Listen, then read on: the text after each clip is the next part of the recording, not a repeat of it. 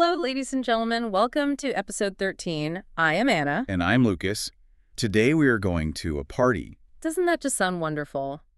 A party. The word itself, it conjures up images of light and conversation and connection. It does. Today we're going to step away from the gray everyday routine and into something a little more festive. We're going to master the art of the English party. We are. Though I have to admit, parties can sometimes be, well, a source of stress as much as joy. Oh, absolutely. There are just so many unwritten rules. Precisely.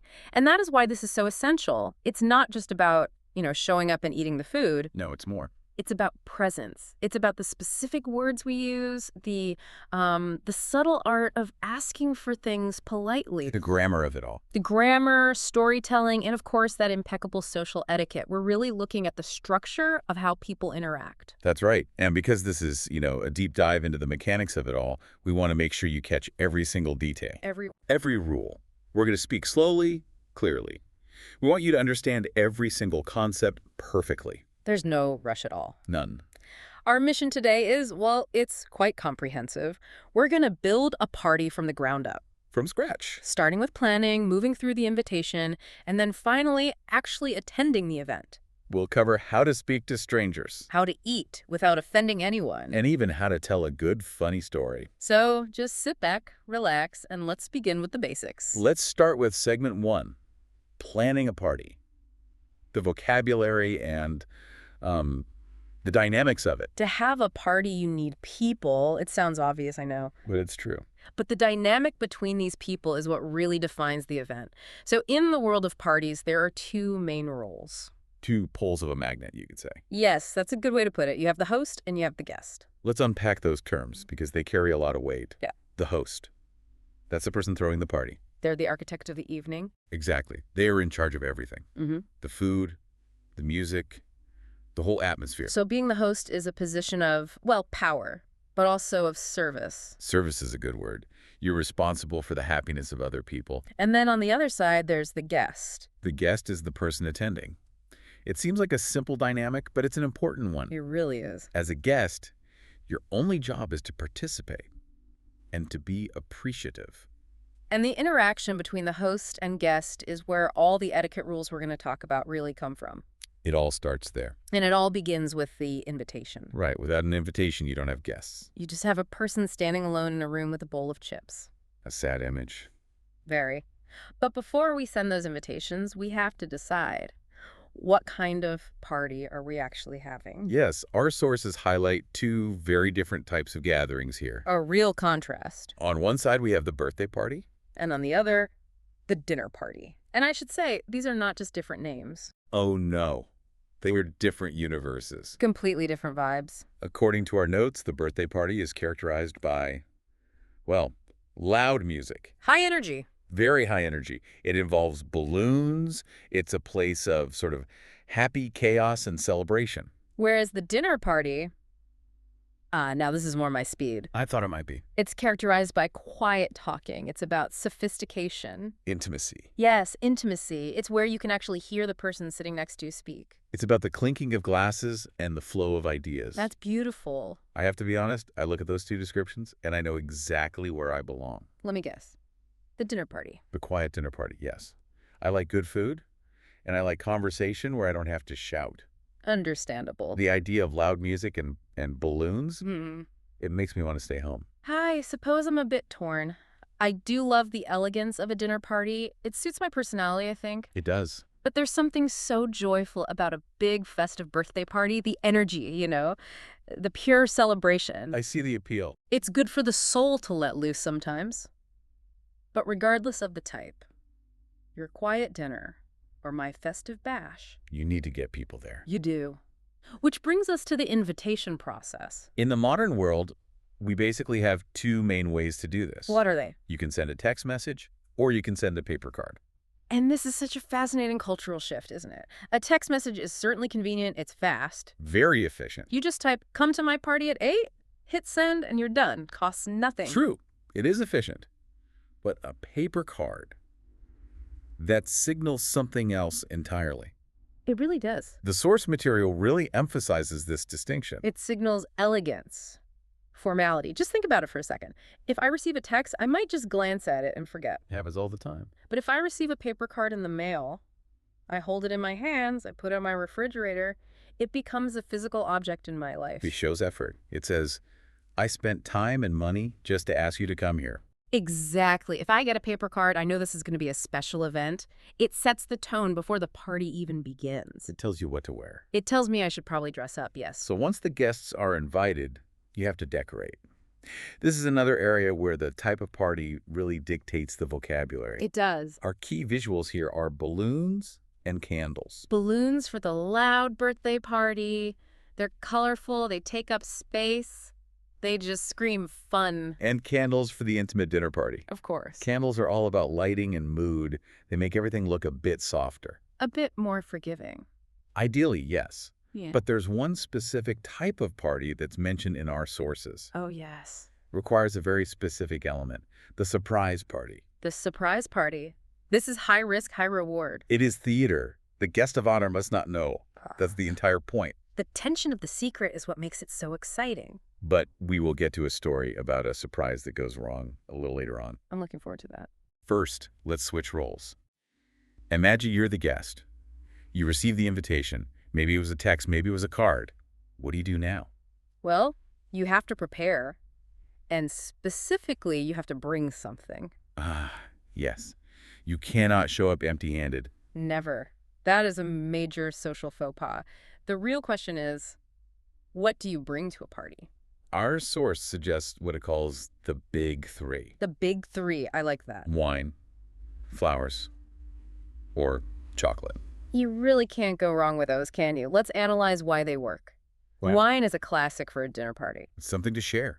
It contributes to the meal itself. And flowers are just a beautiful gesture for the host. They're decorative. They say, thank you for opening your home to me. And chocolate. Well, who doesn't like chocolate? It's a universal treat. It is. I think chocolate is probably the safest bet if you don't know if the host drinks alcohol. That's a very good point. You don't want to bring wine to someone who doesn't drink. Right. And flowers can be tricky if they don't have a vase ready. That is a very wise point. Chocolate is the low-maintenance, high-reward gift. Exactly. Now, let's put some of this vocabulary into action. I think we should do a role-play scenario. Okay. I will play the role of the inviter. And I shall be the invitee. I'm going to call you to invite you to my birthday party. But But sadly, here's the conflict. I'm busy. you have to decline. But I must do it politely. I can't just say no. I have to maintain my elegant persona. Right. And this is a skill a lot of people lack, how to say no without offending the host. It's so important. Let's try it. Ring, ring. Hello. Hi. Hello. It's me. I'm having a birthday party this Saturday. There will be loud music and balloons. Do you want to come? Oh, that sounds absolutely lovely. Thank you so much for the invitation. However, I am afraid I am busy this Saturday.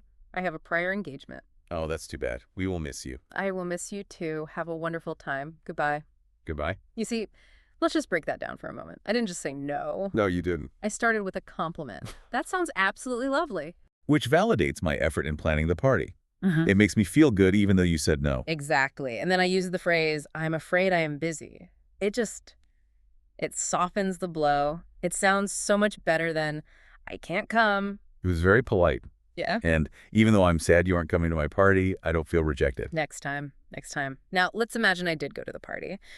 That brings us to segment 2, meeting new people. This is often the hardest part for people. Even for native speakers who are a bit shy. Small talk. And the culture of the greeting itself. It starts with the first impression. You walk into the room, you see faces you don't recognize. You have your keywords ready. Introduce, name, job, hobby. But before you even speak, there is the physical greeting. And this varies so much by country and by culture. Our source contrasts 3 specific physical greetings. The handshake, the cheek kiss, and the hug. Let's talk about the handshake first. In England and in many professional or, semi-formal settings, the standard is the handshake. It's a classic. Firm, professional, but also friendly. And it keeps a respectful distance. You're not invading the other person's space. Exactly. It's safe. If you don't know what to do, extend your hand. Now, in France, however, the standard is the cheek kiss. And this is where it gets complicated for people who aren't used to it. Is it 1 kiss? 2 kisses? 3? Which cheek do I start with? It's much more intimate. You have to be ready for it. It implies a certain warmth. And then, of course, there's the hug. The hug is tricky. You usually save the hug for friends. Yes, definitely. If you hug a stranger, Yeah, it might be too much. It could feel overwhelming. I agree. If you meet someone for the very first time at a party, stick to the handshake if you're unsure. It's the safest option. It really is. Now, once the physical greeting is over, you need to break the silence. You need icebreakers. Icebreakers. I love that term. It implies that silence is cold and hard like ice. And we need to crack it open to get to the warmth of conversation underneath. Exactly. We have two key questions to analyze here. These are your tools for survival at a party. The first one is, How do you know the host? this is the perfect question. Why? Because it establishes a common connection immediately.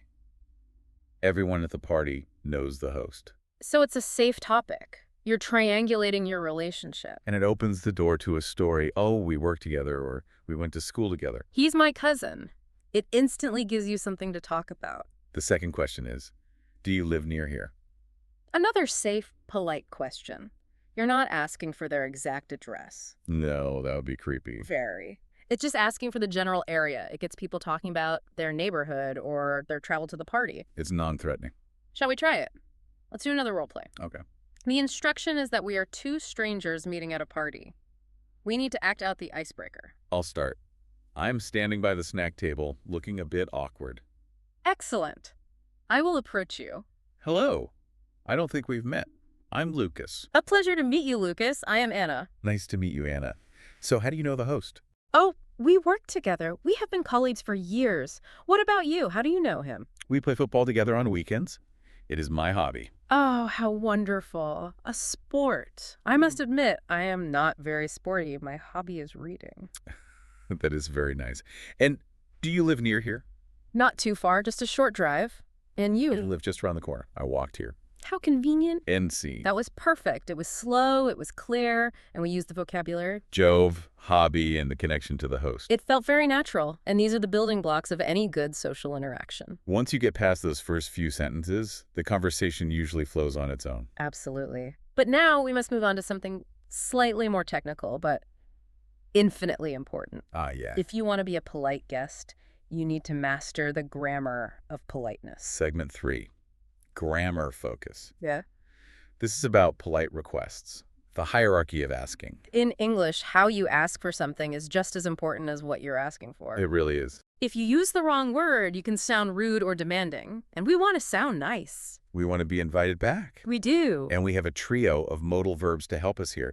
Can, could, and may. I want you to think of these as levels in a video game, or perhaps steps on a staircase of elegance.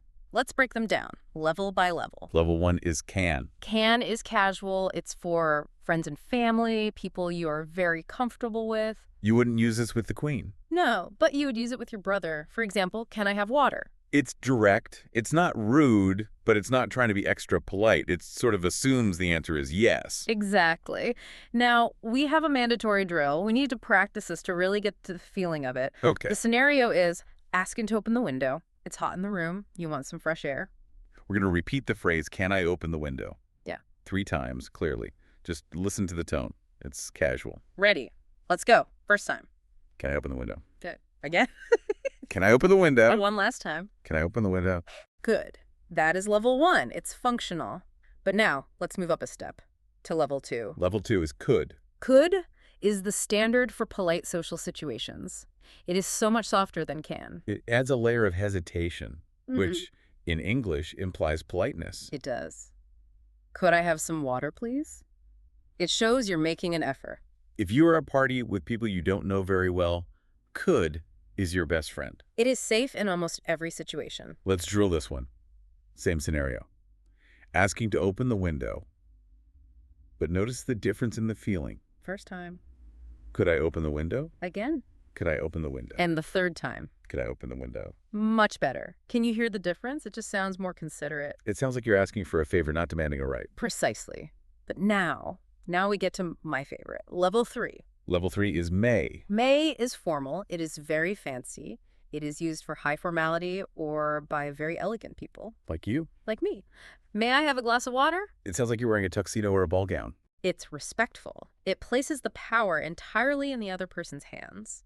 It asks for permission in the most graceful way possible. If you use may at a dinner party, the host will think you are very sophisticated. You will make an excellent impression. Let's drill the formal request. Feel the elegance. Okay. First repetition. May I open the window? Second time. May I open the window? And the final, most elegant time. May I open the window? It does sound very elegant. I feel like I should be holding a cup of tea with my pinky finger out. It really is the superior choice for a good impression. If you want to impress your host, use may. So to recap, can for friends. Could for general politeness. And may for when you want to be very, very impressive. Precisely. Now that we have our grammar sorted, let's relax a bit. Every good party needs some entertainment. It is time for a story. Segment 4, story time. Stories are the currency of a good party. They really are. If you can tell a good story, you are a good guest. Today's story is titled, The Ruined Surprise. I will read this story. I'll read it slowly and clearly so you can follow the narrative, listen closely to the details. And listen for the sound effects. Visualization is key. Here we go. Alice wanted to throw a surprise party for her husband, Bob. A noble goal. She invited all his friends. She bought balloons and a big chocolate cake. All the key ingredients. She told Bob, please come home at 7 p.m. That's a very specific instruction. 7 p.m., not a minute sooner. At 6 p.m., Alice was blowing up balloons. Puff, puff, puff, puff. I can just picture her cheeks full of air. Suddenly the door opened. Oh, no. It was Bob. He came home early. A disaster scenario. Every surprise party planner's nightmare. He saw the balloons. He saw the cake. I can't look. He saw the guests hiding behind the sofa. Oh, that awkwardness. Bob said, oh, is this for me? Poor man. He probably just wanted to take his shoes off and relax. The surprise was ruined. It was. But they laughed and ate the cake anyway. Well, that's a happy ending, even if the surprise didn't quite work. It highlights the vocabulary nicely, doesn't it? Balloons, cake, surprise. And the humor of it all. Bob walking in while she is literally going, puff, puff. And the guests hiding behind the sofa. Can you just imagine how awkward that was? We're crouching behind furniture and the person walks in. Do you jump out? Do you stay hidden? What's the protocol? Very awkward. But as long as there is cake, it's a good party. That is the moral of the story. True. And speaking of cake, that brings us neatly to segment 5, table manners. Etiquette. This is where things get serious again. They do. You can be the most charming person in the world, but if you eat like a barbarian, you will not be invited back. So true. So we have the table set, we have our vocabulary, napkin, fork, knife, spoon. The napkin goes on your lap, not tucked into your shirt like a bib. The fork is usually on the left, the knife and spoon on the right. Simple enough. Most people know that part. But the real issue isn't the tools. It's how you use your body. We have some definite don'ts of dining. These are the deal breakers. The biggest one involves the keywords chew and swallow. Oh, yes. The golden rule. Never chew with your mouth open. It's disgusting. It really is. It is so rude. No one wants to see your food while you are eating it. It's a visual assault on the other guests. It is. And the sound. Yeah. The smacking sound. It just ruins the appetite. Absolutely. Chew with your mouth closed, swallow, and then speak. Do not try to talk while you have cake in your mouth. Very important. And then there's the body language, specifically elbows. The rule is simple. Don't put your elbows on the table. But why is this a rule? Historically, it was about crowding. If you have your elbows out, you're taking up too much space. You might bump into your neighbor. That makes sense. But also, it makes you look slouched. It makes you look bored or disengaged. So keep your elbows off the table to look engaged and polite. Sit up straight. It's all about respect for the people you're eating with.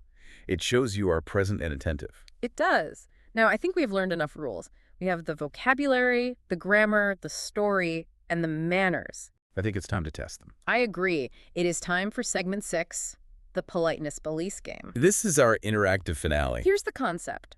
We are going to turn rude sentences into polite ones. It's a transformation game. And I will play the rude person.